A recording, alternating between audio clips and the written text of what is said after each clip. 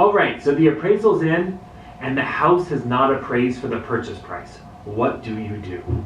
I've got some tips on 4 possible options, and I'm going to give you the full scoop on this, but before I do, please be sure to subscribe to this channel for not only this great information, but other very helpful information on the home loan process.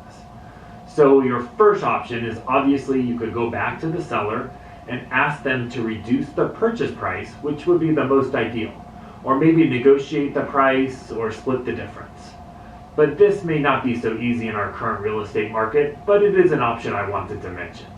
You would need to consult with your realtor to ensure that you have an appraisal contingency in effect in your purchase contract.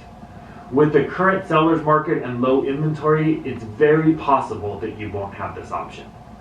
So then let's look at option number 2. That's where you can pay the difference. So let's say the house appraised at $790, but the purchase price was $800. From a lending perspective, the down payment is going to be based on the lower of the appraised value or the purchase price. So in this scenario, the lender is going to base the down payment off of $790,000.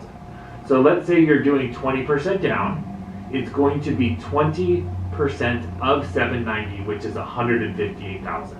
Plus, if you're paying the difference between the appraised value and the purchase price, you've got to come up with the other $10,000.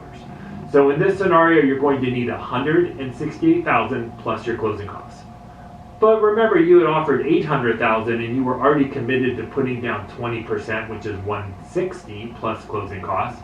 So it ends up only being $8,000 more in this situation. Now the third option is that you can, depending upon your loan type and qualification, change the down payment amount, the percentage.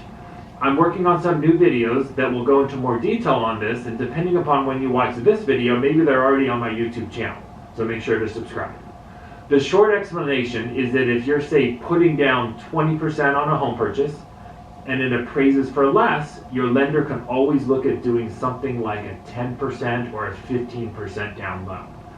Even if you're not doing the full 20% down, you can still look at doing this.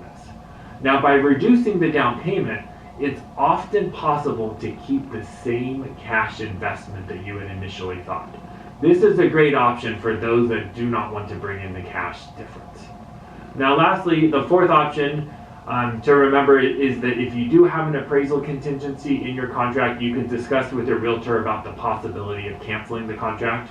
I always assume that that's the least favorable option if you really like the house and you were able to get into contract on the home in this market. So those are the 4 major options for when a house doesn't appraise for the purchase price. So let's face it, the real estate market is absolutely on fire, and we're seeing prices continue to increase and appraisers doing their very best to support these valuations.